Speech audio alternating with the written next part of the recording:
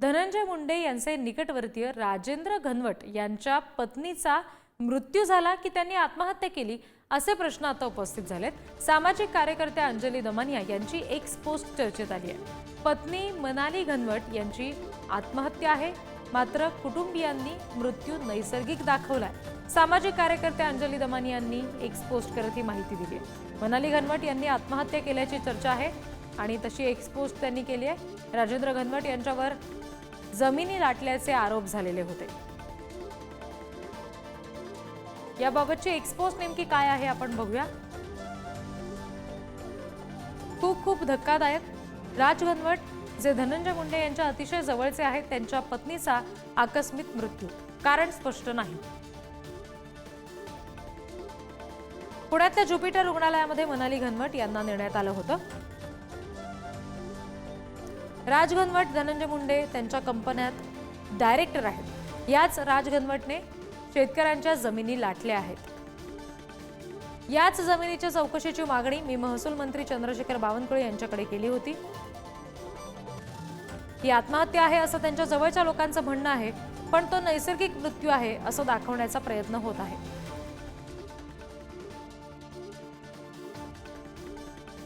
आपण बघितलं की काय आरोप एक्सपोजच्या माध्यमातून दमानिया यांनी केलेले आहेत।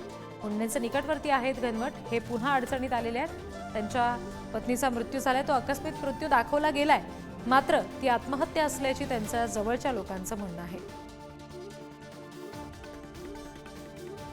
याबाबतची एक्सपोज सामाजिक कार्यकर्त्या अंजली दमानिया यांनी केलेली आहे आणि राजेंद्र घनवट यांच्यावर जमिनी लाटल्याचा आरोप झालेला होता, हे सुद्धा त्यांनी त्याच्यामध्ये नमूद केलेलं आहे आणि त्याच्यामुळे त्यांनी या सगळ्या संदर्भात काही सवाल उपस्थित केलेले आहेत। राजेंद्र घनवट यांची पत्नी मनाली घनवट यांनी आत्महत्या केली, मात्र तो नैसर्गिक मृत्यू असल्याचं दाखवलं गेलेलं आहे आणि त्यावरून काही सवाल त्यांनी उपस्थित केले।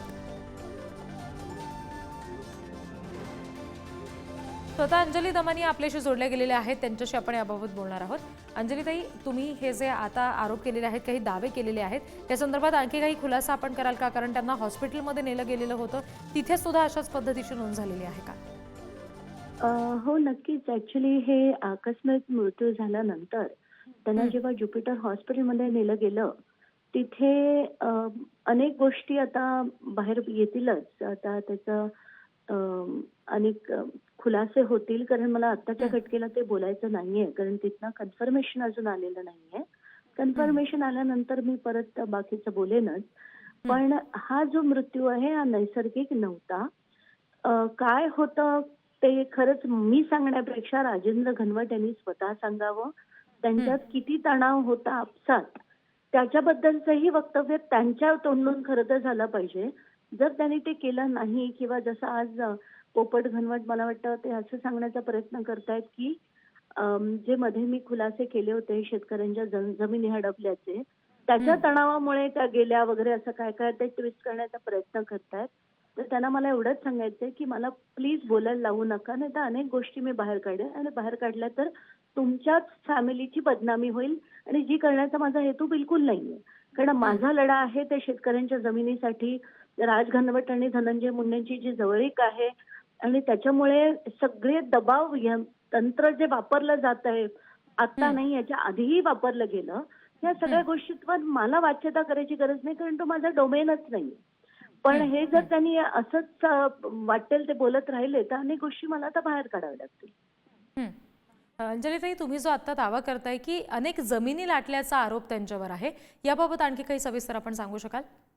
हां, कसं झालं होतं की माझ्या घरी जेव्हा हे धनंजय मुंडे प्रकरण चालू होतं, तेव्हा अनेक शेतकरी त्या पाईट नावाच्या गावातनं आले होते, आणि त्यानंतर माझ्या 2दा बैठका या चंद्रशेखर बावनकुळे यांच्याबरोबर झाल्या की त्या जमिनी किती मोठ्या प्रमाणात त्या पाईट गावात, म्हणजे जवळजवळ अर्ध गाव या घनवट कुटुंबांनी विकत घेतलेलं दिसतंय, ऑन रेकॉर्ड दिसतंय। म्हणजे भूमी अभिलेख ही जी वेबसाईट आहे त्याच्यावरनं आम्ही शोधून काढलं होतं सगळं, की अर्ध गाव त्या माणसांनी विकत घेतलंय। आता याचा पैसा कुठून आला त्या सगळ्या गोष्टी तर बाजूला राहू देत, पण शेतकऱ्यांची होणारी पिळवणूक किती मोठ्या प्रमाणात होती, म्हणून आमच्या 2 बैठका 8 तारखेला झाल्या होत्या, आणि 8 तारखेला रात्रीच मी रशियाला गेले होते।